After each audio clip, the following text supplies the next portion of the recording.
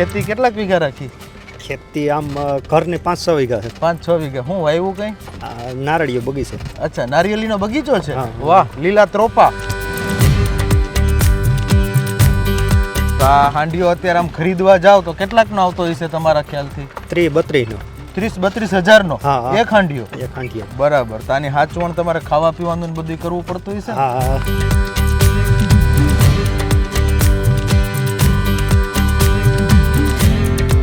તમને પહેલાની ખેતીમાં ને આજની ખેતીમાં કંઈક ફેર લાગે ખરા? હા, મેં તો હજી બધું રાખ્યા છે. એમ? તો ટ્રેક્ટર કે એવું કઈ નથી આપતા? ટ્રેક્ટર કે નહીં, બધુંથી જ કામ અકાવો એમ?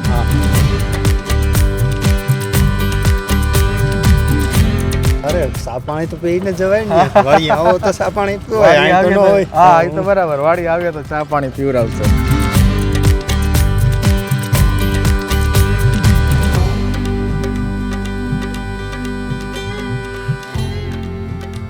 સ્વરાજની ખાસ રજૂઆત ગામડું બોલે છે કાર્યક્રમમાં આજે આપણે આવી પહોંચ્યા છે જુનાગઢ જિલ્લાના કેશોદ તાલુકાના નગીચાણા ગામે. નગીચાણા ગામનો તાલુકો કેશોદ જ ને? માંગરોળ તાલુકાનું નગીચાણા. એટલે આમ નગીચાણાનો તાલુકો માંગરોળ પણ નજીક કેશોદથી પડે. એટલે અમે અત્યારે ઘેડના પ્રવાસે છે સ્વરાજની ટીમ ગામડું બોલે છે કાર્યક્રમમાં, અને અમને એક પશુપાલક મળી ગયા. તો અમને એવું થયું કે હાલો પશુપાલક સાથે પણ થોડાક અનુભવોની વાતો કરીએ.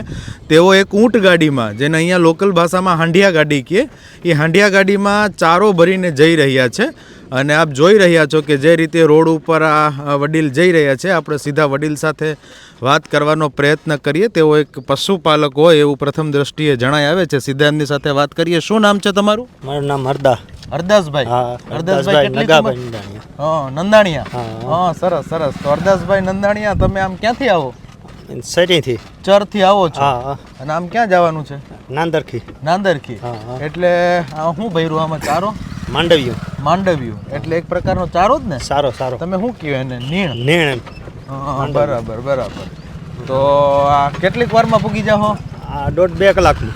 1.5-2 કલાક? હા. સરસ. એટલે તમે આના ડ્રાઈવર બની ગયા એમ? ડ્રાઈવર છે જ હવે. હા. તો 4 વ્હીલ 2 વ્હીલ આવડતી હશે ને? 2 વ્હીલ આવડે, 4 વ્હીલ નથી આવડતી?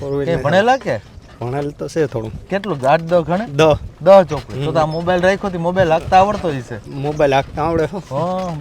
બરાબર. તો હવે આ નીણમાં ચરથી લીધું તમે, અને આમ નગીચાણા જવું? નાંદરખી જવું છે. સરસ. તો રોજ આવી રીતે કરો કે આજે જ આ ફેરો માર્યો? નહીં, ઘર પૂરતો જ. બરાબર. ખેતી કેટલાક વીઘા રાખી? ખેતી આમ ઘરની 5-6 વીઘા છે. 5-6 વીઘા. હું વાવ્યું કઈ? નારળીઓ બગીચો. અચ્છા, નારિયેળીનો બગીચો છે. વાહ, લીલા ત્રોપા. હા, સરસ. તો લીલા ત્રોપાની અત્યારે સીઝન હોય શિયાળામાં? નહીં, ઉધડા દઈ દેવાના હોય. અચ્છા, તો એની સીઝન આમ ક્યારે આવે લીલા ત્રોપાની? હારા ત્રોપા પીવા હોય તો શિયાળામાં મળે કે ઉનાળામાં? ત્રણ મોહમ આવે એમ? એટલે એ એક નારળીમાં કેટલાક નારળ આવતા હશે? એમાં કઈ નક્કી ન હોય એમ? તમારા અંદાજિત તમારા ખ્યાલથી? દર મહિને એમ કે ઉતારે. દર મહિને ઉતારો એમ? બરાબર. તો આ હાંડિયા ગાડી રાખી કેટલાક વર્ષોથી આવી હતી? 15-20 વર્ષથી. 15-20 વર્ષથી એમ? તો હાંડીઓ ક્યાંથી લઈ આવ્યા હતા? હાંડીઓ તો ભાયાવદરથી. એમ? આપણા અહીંયા આટલામાં વેચાતો મળે ખરા? મળીએ. મોટા ભાગે હાંડિયા તો આમ રણ વિસ્તારમાં હોય, રાજસ્થાન સાઈડ ને કચ્છમાં. બરાબર. તો આ હાંડીઓ અત્યારે આમ ખરીદવા જાવ તો કેટલાકનો આવતો હશે તમારા ખ્યાલથી? 30-32 નો. 30-32 હજારનો એક હાંડીઓ? બરાબર. તો આની હાચવણ તમારે ખાવા પીવાનું બધું કરવું પડતું હશે? તો એની વાહે તો એક માણસ રાખવું પડે કે? નહીં, અમારે તબેલા ભેગું હાલી જાય એમ? તો હરદાસભાઈ, તમે ભણેલા છો થોડું ઘણું અને ખેતી કરો છો, તો તમે વર્ષોથી ખેતી કરતા હશો ને? વર્ષોથી. તો તમને પહેલાની ખેતીમાં ને આજની ખેતીમાં કંઈક ફેર લાગે ખરા? હા, મેં તો હજી બધું રાખ્યા છે. એમ? તો ટ્રેક્ટર કે એવું કઈ નથી આપતા? ટ્રેક્ટર કે નહીં, બધુંથી જ કામ અકાવો એમ? પણ આમ તો બધા એમ કે અત્યારે ખેતી આમ આધુનિક થઈ ગઈ. નહીં, અમે નથી ઓલું કરતા. બધું જ છે. તમે ચોખ્ખી મહેનત કરો એમ? ઠીક, બરાબર. સારું લ્યો, હાલો. તમે ચોખ્ખી મહેનત કરો અને આ રોડ ઉપર તમે જઈ રહ્યા છો. તો હરદાસભાઈ, તમે આ ખેતી કરો તો તમારા ખોરાક પ્રમાણે તમને શું લાગે? પહેલાનો ખોરાક સારો હતો, અટાણનો ખોરાક સારો છે? શું ફેરફાર દેખાય કઈ તમને? ખોરાક પહેલાના અટાણ આમ હરખા છે, પણ અટાણ દવાઓ આવી ગયા ને. દવાઓ પહેલેથી જ છાંટવાની આવે. પહેલે બધું દેશી હતું એમ? દેશી. અત્યારે બધું દવા વાળું છે. વાહ, સરસ. અને આ 1.5-2 કિલોમીટર 1.5-2 કલાક તમે હાલશો એટલે આ ચરથી નાંદરથી કેટલું થતું હશે? એ 4 કિલોમીટર, 4 4 થી 4.5 કિલોમીટર. તો 4-4.5 કિલોમીટરનું અંતર કાપવામાં તમને 1.5 થી 2 કલાકનો સમય લાગે એમ ને? નગીચાણા નાંદરખી. નગીચાણાથી પછી પાછું નાંદરખી જવાનું. હા, નગીચાણાથી નાંદરખી. નગીચાણા દરહાલે આવવું પડે, દરહાલે શહેર જવું પડે. હા બરાબર. એટલે આખો રૂટ એમ છે કે તમે ચરથી શરૂ કરો હા. તો દરસાલી, દરસાલી, પછી નગીચાણા નગીચાણા, અને પછી નાંદરખી, પછી નાંદરખી. અને તમે નાંદરખી ગામમાં રહ્યો? નહીં, ગામની ઓલી કંકાસા બાજુ. કંકાસા બાજુ. હા સરસ. એટલે આમ તો નદી નાંદરખીની સીમ વિસ્તાર કહેવાતો હા, છે ને? સીમ વિસ્તાર. હા સરસ સરસ. અને તો વિડિયા કે જોવ છો કે યુટ્યુબ જોવ છો કે નહીં? હા, યુટ્યુબ નવરા થઈને એમ? હા, હું જોઉં યુટ્યુબમાં? યુટ્યુબમાં આ પશુપાલકનું, ભીહુંનું ને એવું બરધુંનું ને એમ? એવું. હા. પછી તમારા ખેડૂતો ઘણા લોકો ઓલું શું કહેવાય ઓર્ગેનિક ખેતી કરતા હોય છે, હા, બરાબર છે, સજીવ ખેતી. હા. તો એ તમે એવું કંઈ જાણકાર ખરા કે એમાં કંઈ? ના, એ આમ કઈ ઓલું નહીં. તમારા ખ્યાલથી સજીવ ખેતી જે થાય ઓર્ગેનિક હા. ખેતી એ વ્યાજબી હા, કેટલી? વ્યાજબી. એમ? ફૂલ. હા. પણ એમાં ખર્ચો પણ વધારે આવતો હોય છે કે નહીં, નહીં, નહીં, નહીં.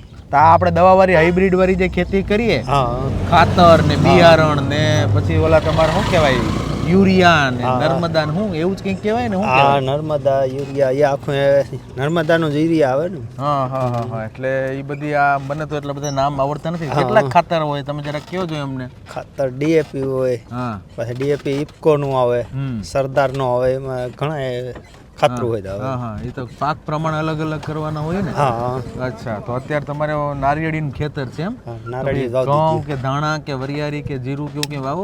ઘઉં વાવી. ઘઉં વાવો એમ? બરાબર. કયા વાવો? લોકવન? નહીં, અક્ષય વામન. અક્ષય. સરસ. હા હા હા. તો આ વડીલ હતા. તો વડીલ તમે જુવાનીનો સમય કાઢ્યો, અત્યારે જુવાની આ ફૂલ મોજમાં ફરતા હોય, તમારી જુવાનીનું ટાણું કેવું હતું? તમારા વડીલો પ્રત્યે તમારી મર્યાદા કેવી હતી? વડીલો પ્રમાણે તો હોય જ ને મર્યાદા એમ. હા હા હા. અત્યારે એવી મર્યાદા જોવા મળે છે? નહીં, અટાણે કંઈ નથી જોવા. અત્યારે કંઈ નથી એમ? નહીં. હા. તો અત્યારના જુવાનિયા વિશે તમને કેવો અનુભવ થયો એમ? અટાણે તો એમને માલે જ મોટું છે, એમાં ઘઉં અનુભવ હોય. હા ઓલું છે એમ? સરસ. તો આ વડીલ હતા, એણે એવું કીધું કે અત્યારે જુવાનીમાં તો બધું ઓલું છે એમ. તો હરદાસભાઈ તમે અમારી સાથે વાત કરી એના માટે તમારો આભાર. અને ફરી પાછા આવશું તો પછી ચા પાણી કરાવશો ને અમને? હા, હા, અરે ચા પાણી તો પીને જવાય ને. વાડી આવો તો ચા પાણી પીવાય, વાડી અહીં તો ન આવીએ હોય. તો- હા એ તો બરાબર. વાડી આવ્યા તો ચા પાણી પીવડાવશે. તો જોયું દોસ્તો, આ એક પશુપાલક આપણને રસ્તામાં મળી ગયા. આપણે એમની સાથે વાત કરી અને એવું કહેવાનું એમ છે કે એમની જુવાનીમાં મર્યાદા ઘણી હતી, આજના જુવાનિયાઓમાં એટલી મર્યાદા નથી જોવા મળતી, ઓલું છે એમ, એની એવું કીધું એમ. એટલે એમાં તમે સમજી જાઓ હવે બધું. ઠીક છે. મળતા રહીશું નવા ગામમાં નવા લોકો સાથે. ગામડું બોલે છે માં અત્યારે બસ આટલું જ. ફરી પાછા મળતા રહીશું. ત્યાં સુધી જોતા રહો સ્વરાજ ચેનલ. ધન્યવાદ.